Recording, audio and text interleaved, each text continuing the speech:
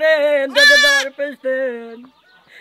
کل مطره مرا تشمال شناخته والا وری نبکن از این شد جوان نباشورون نبینا خدا الله با تو شکر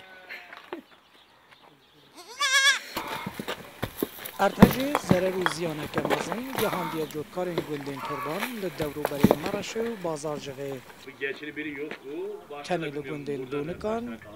سوغانان و حزران زیده تری 500 سری پازی تلف بویه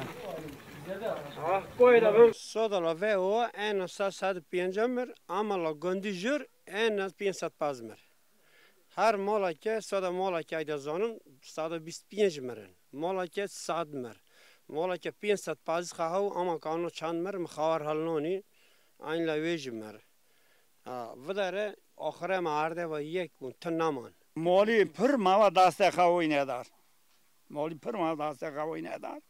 یالد ما ایو جه سالم جون ندار سالم هرم ندی صحیح ماوی ندار لدر اونها رو kurtardık ama yakınları çun işte ne diyeceğim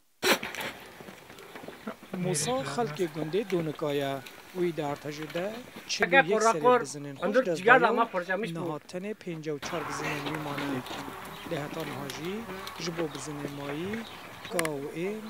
نگشتی گندی چال 5 حیوان ما دور تلف بو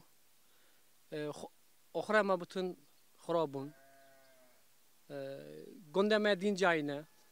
حیوان پر تلف بون آخر ما آخر خانه پر شکر جان قایبی ما نبو یم دولت گو اما که یاردم بدن ده چالدان یم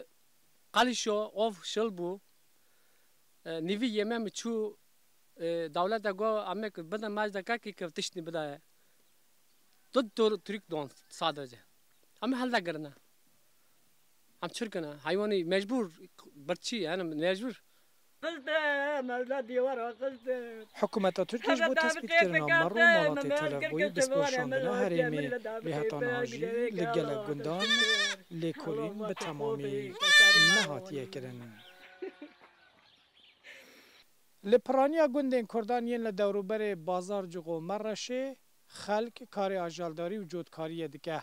ارتجه ضرر و زیانه که یک جار مزنگهان دیه دریه دهات آوان نهاجی خلقی مایی لبندا آلیکاری و تثبیت کردن ضرر و زیانان و هر واج با آجلین مایی جی دابین کردن گاو پیدوین دینه شوکت ارکی رودا گنده حزران